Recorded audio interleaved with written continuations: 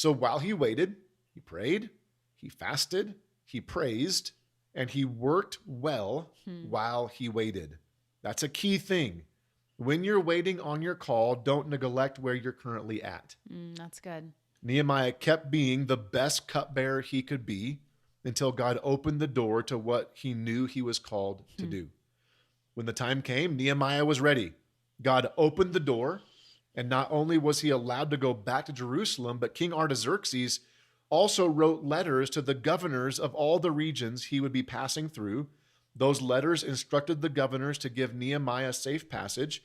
They also informed the managers of the king's forest to give him timber, which would be used in rebuilding the gates.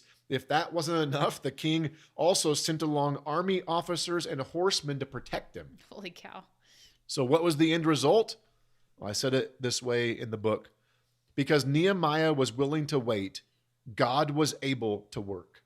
The walls were eventually rebuilt in just 52 days. Wow. But he had to wait so that God could work. God was working up the provision while Nehemiah waited on the promise, and he waited well. If I'm honest, there have been more than one moment in my life where I slipped into some bad waiting. I don't know about you. Yeah, I think we've all been there. Yeah, and I won't even ask you to agree on how I wait because I know that I do at times slip into bad waiting. It's so easy in the waiting to complain about your situation, which I have. Whine about your current position, which I did. It's easy to worry, doubt, disagree, question God. It's easy to fear and fret, and I've done both. Yeah.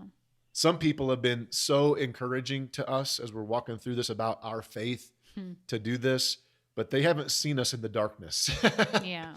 or the valley. If you've ever felt discouraged or disappointed in the waiting, like join the club. Yes. Even Nehemiah grew weary in the waiting. Nehemiah 2:1-2 says, early the following spring. So he waited months. In the month of Nisan, not Toyota, church joke. During the 20th year of King Artaxerxes' reign, I was serving the king his wine. I had never before appeared sad in his presence, but this time he was sad. So the king asked me, why are you looking so sad? You don't look sick to me. You must be deeply troubled. And that's when Nehemiah then shared the vision that God had given him. So you're going to experience discouragement and disappointment at times. Yeah. It's just don't let your discouragement or disappointment derail you from pursuing the calling. Nehemiah never gave up waiting.